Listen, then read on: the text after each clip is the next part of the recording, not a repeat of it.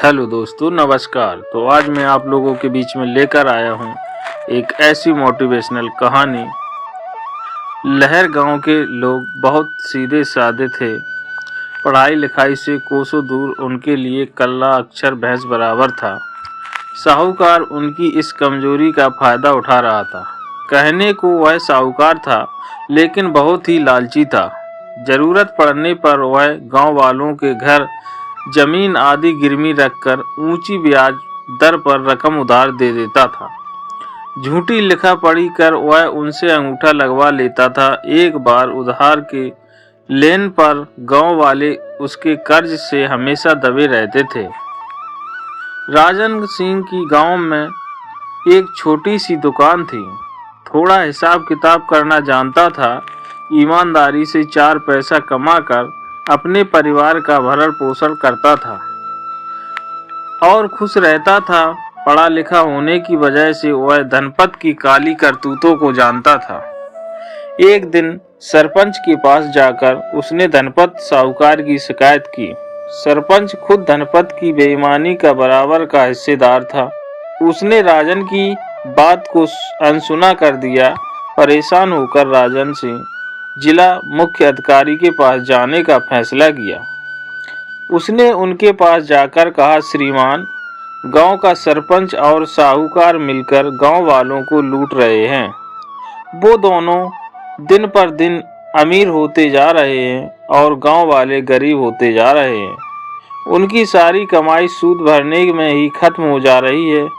जिला अधिकारी ने राजन की बातों को ध्यान से सुना।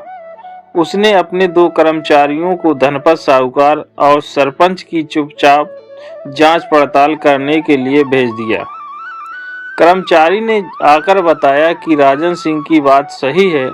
जिला अधिकारी ने तुरंत दोनों की शिकायत पुलिस अधिकारी से की।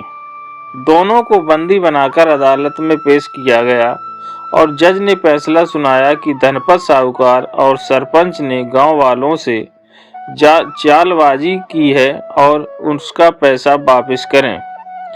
जज के इस फैसले से राजन सिंह और गांव वाले बहुत खुश थे। अब जिला अधिकारी ने आदेश दिया कि हर गांव में एक बाल विद्यालय खोला जाए और उसमें अच्छे टीचर रखे जाएं। यह सुनकर राजन सिंह हैरानी से पूछने लगा, श्रीमान, अपराधियों को सजा मिल गई, अब विद्यालय ओपन करने से क्या लाभ होगा? जिला अधिकारी बोले, राजन सिंह, गांव के लोग सीधे साधे हैं और बहुत लोग अनपढ़ हैं। धनपत और सरपंच को जो सजा देने से समस्या मिट नहीं जाएगी, अनपढ़ गांव वालों को कोई भी ठग सकता है। इसलिए सबको पढ़ना जरूरी है।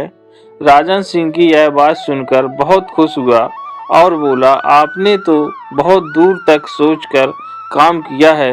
राजन सिंह भावुक हो गया और उसकी आंखों में आंसू आ गए और बोला, अब गांव में अज्ञानता और अंधकार नहीं रहेगा।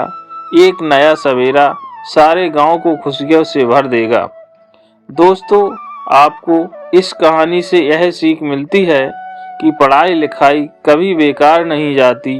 अगर आपको यह कहानी अच्छी लगी हो तो लाइक, कमेंट, शेयर जरूर करें और हमारे चैनल पर नए हो तो सब्सक्राइब करें।